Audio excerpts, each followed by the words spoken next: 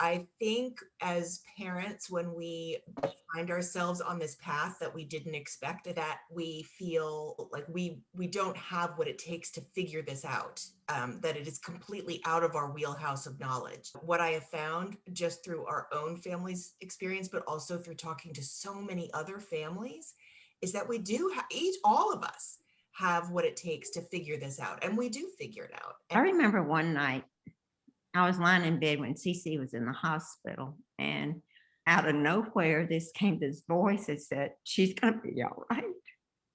And I just sort of never doubted anything. As the person who actually went through the experience, the one piece of hope I have is that every one of us is tough. We're strong enough to get through it. And it's certainly not the end of anything at all.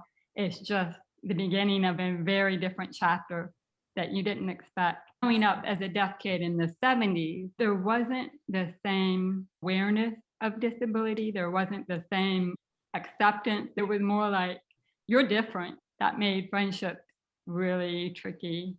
The way that friends really helped was just to treat me as a human being. In terms of family was always willing to accommodate me in every way.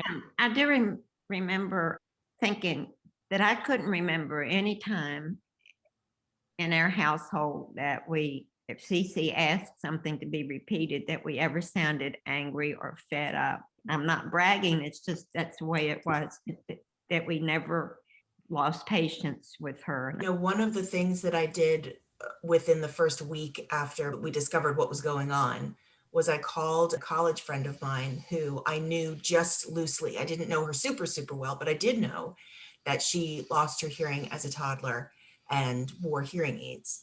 I still have that email that she sent back to me, and it was such great advice for a mom who's just starting out, to hear from a woman who was in her 30s who had a similar experience. Ultimately, she was the first glimpse of hope that I had, that, you know what, this can happen, and she can end up being all the things that you imagine your child to be when they're grown. So the way that friends and family can help is just to recognize just how hard this is, but at the same time, not change how you're interacting with the family or with the child.